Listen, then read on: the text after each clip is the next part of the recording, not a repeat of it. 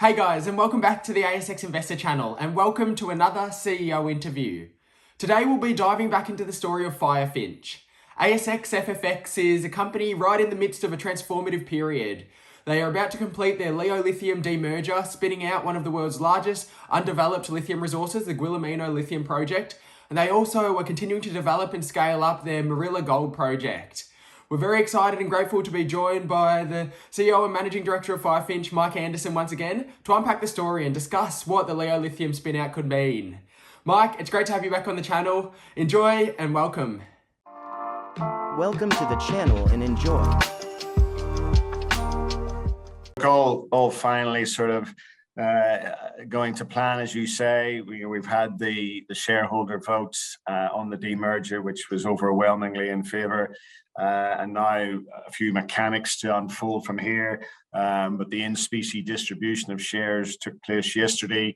The pro rata offer shares will be distributed next week, and Leo will list, all being well, on the 23rd of June. And you know, this long talked about pure play strategy for Goulamina and Morilla will unfold. And you know, our job on the gold side with Firefinch to demonstrate the value proposition post demerger, and likewise for Simon Hay and the Leo team, the same. But you know, all the ingredients are there to do just that. And you know, very happy with the support that we've received, and the confirmation of shareholder support for the deal itself. For sure. There's been a lot of discussion about this Leo Lithium spinout. It's been a lot of excitement building up to it. Did you want to talk about how shareholders have received it? Obviously, you've been out on the road, you've been talking to investors, funds. What's the general discussion been playing out? Well, I think, you know, the most telling answer is in the fact that the resolution for the demerger was voted on 99.25% in favour. So, you know, we certainly didn't encounter any particular opposition to it. I think most of the discussion has been around the post demerger valuations, and we've done our best to give, you know, if you like, our view on that in the documents that supported everything. When we spoke about splitting up our market cap, which you know, the day we launched the demerger was just over $1.1 billion, and we indicated our views based on analyst narrative and peer comparisons and the like, that suggested we were spinning out 65% of that value into Leo Lithium and Goulamina, and Morilla retaining 35%. And to be honest, that's exactly how the first day of X trading took place. You know, we saw a 65% drop in the Firefinch share price. And you know, it's an awkward period because we're in this 3-week period between the vote and the X date and Leo actually listing. And of course, the market has yet to have its opportunity to fully value or to fairly value Leo Lithium. But we're confident that you know, that value will reflect at the very least our expectations. And certainly, I know Simon and the team are very excited about their opportunity to close the gap that we perceive between Goulamina and Leo and its peers, because, you know, with the credentials that Goulamina has, and you've touched on it there, it is one of the world's largest undeveloped projects. But not only that, it's got all its permitting, it's got all its funding now.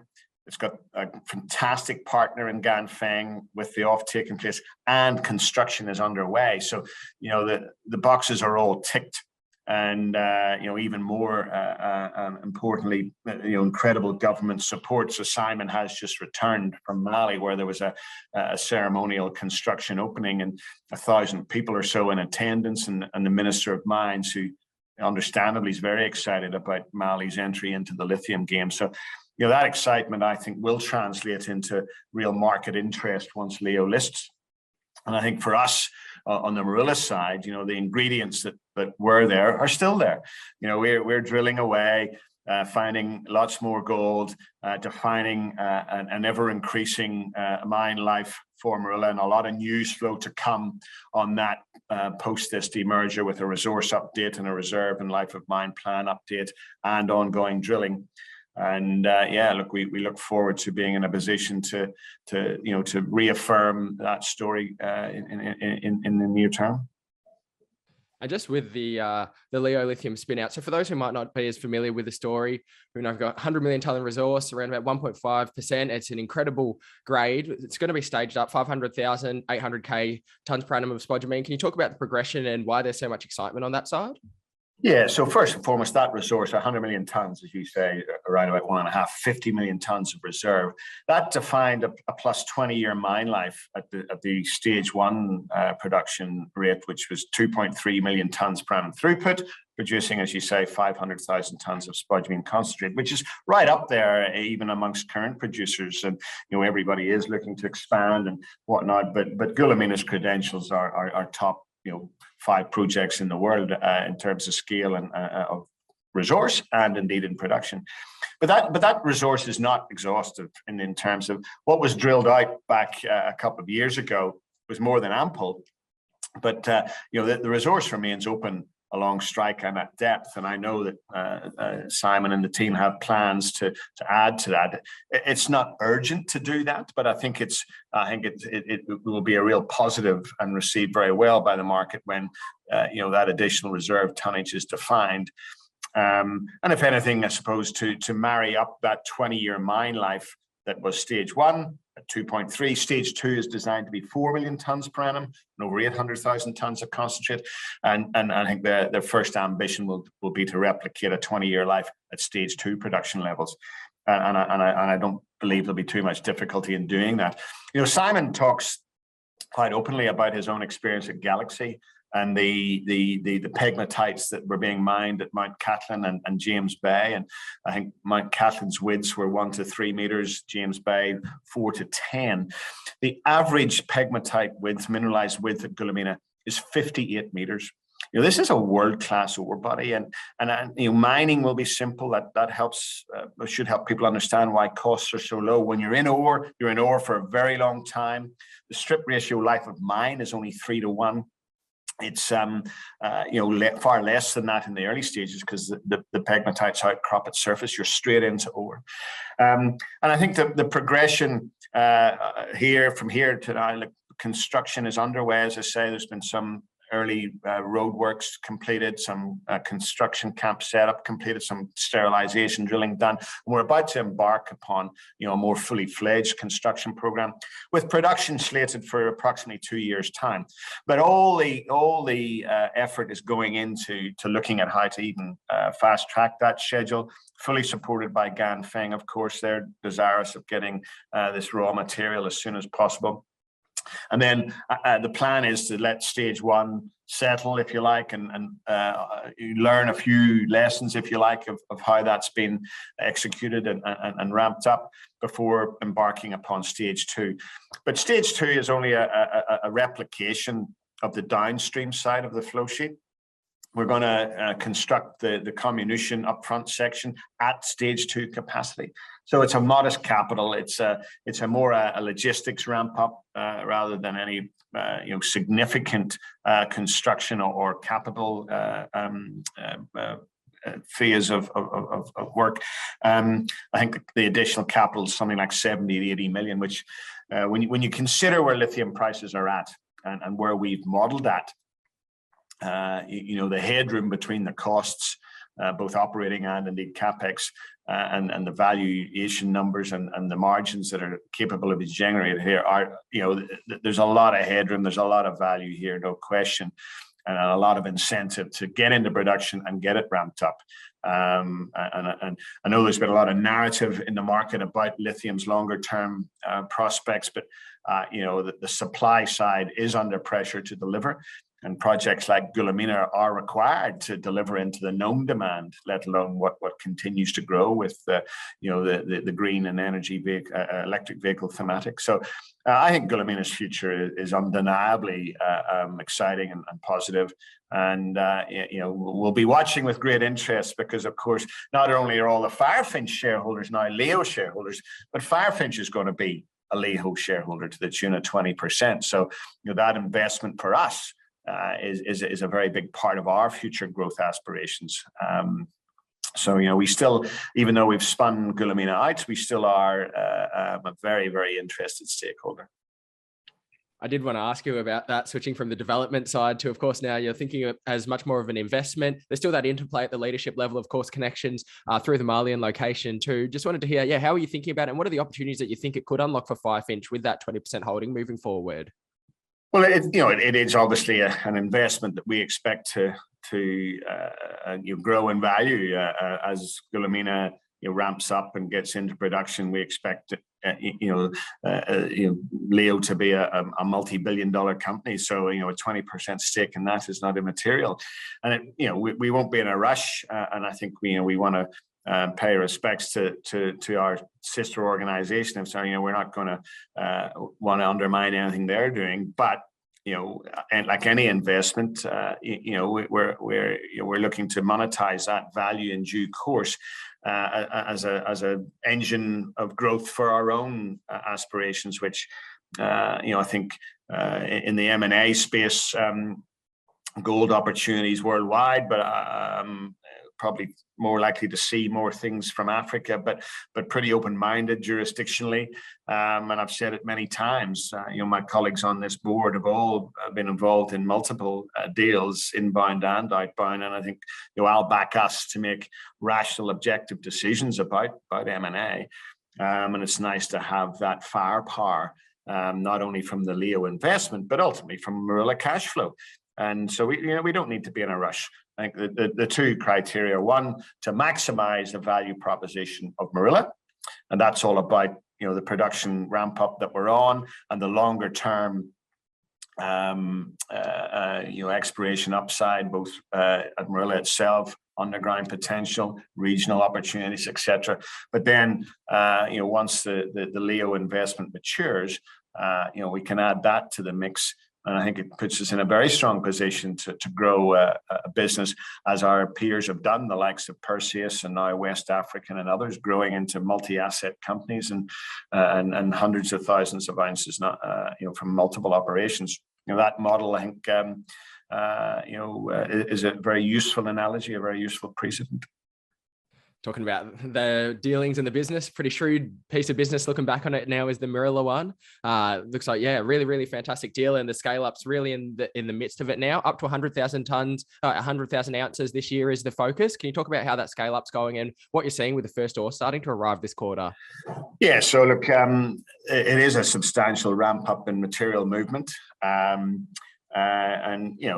not without its headwinds in the current market, with increasing diesel prices and a few other circumstances around us. But we're well underway with it. We're into Morilla ore now, and I've said many times over the last few months that is the prize. That's the prize. We had a bit of a training school, if you like, on the satellites, but now. And they're delivering for us, Viper in particular, but it's all about Morilla. 90% of our resources and reserves are at Morilla, so it's great to be there. We're just sort of, starting to see the impact of those ore tons coming through into production. But the back end of this year is really when the transition happens, and into 23 and on. So happy with how it's going. We're working hard with our contractors to optimize and maximize material movement, because that's what it's about. It's a tons and grade game, and the most tons and the highest grades are at Morilla. So our job is to get as much of that through this plant as we can. Plant's operating well. Very happy with that, and again, very happy with the ongoing support that we received from the Mali government. Very notable that we had our convention extended by 3 years there very recently. Very happy with that outcome. Met the Minister of Mines out in Daba. He's been so supportive of us at Morilla, and now so supportive of everything that's happening at Goulamina. It's a great situation to be in. We don't take that relationship for granted. Very keen to maintain it. But yeah, look, so for me, the narrative around Morilla has stayed constant, really. It's about this ramp up. It's about further drilling, unlocking the additional resource reserve potential, defining an ever increasing mine life, and an ever more lucrative future, hopefully, as the basis to grow. And we remain on track for all of that. And just on that note as well, you mentioned that you've got a great relationship with the Malayan government. Can you talk about what's going on the ground over there and how everything is positioned? Yeah, so look, often the perceptions about the geopolitical risks in Mali, let alone West Africa, are just that. On the ground, operationally, day to day, on my various trips, and our COO has just come back, Simon's just come back. Everything is business as usual on the ground. Again, another very significant announcement in the last few days that Mali has now defined a 2-year timeline towards elections, and that's been a point of contention. That's been the root cause of the ECOWAS sanctions that have been in place since about January. Not 100% clear that a meeting of the minds has been entirely made, but Mali has laid out its intentions. A 2-year timeline that they're saying actually started in March, so we're effectively 21 months away from hopefully those elections taking place. But the people, the Malian people are they're not unhappy, they're not uncomfortable with the current government's performance, and it's been more external pressure, in my view, in my perception, as driving this need to define the timeline. But hopefully it's another step in the right direction for easing of any geopolitical tensions. But we and our peers have all been consistent in our messaging that operationally it's pretty much business as usual on the ground there. The sanctions have had some impact when it comes to the importation of major goods and equipment, but beyond that, other things like diesel and foodstuffs and medicines and the vital commodities, if you like, they've been exempt. So there's been back and forth on those without any issue. So we are very comfortable in Mali to the largest extent that West African opportunities don't ever come risk-free, but from our perspective, the rewards are well and truly worth it. At both Morilla and at Goulamina, and of course having the support that we do is a massive plus, and we'll be doing everything we can to maintain that. Yeah, I appreciate that overview. It's truly a transformative period, of course, for Firefinch and also Leo Lithium as it spins out. Love just to open up the floor for you, just to give those overview about the upcoming catalysts and really those value propositions that you'll really start to unlock over the next period as we start to emerge. Well, at Morilla, first and foremost, more drilling will lead to a resource update in the very near term that will inform a reserve update and a life of mine revision, all with greater certainty, all with greater clarity and a robustness going forward.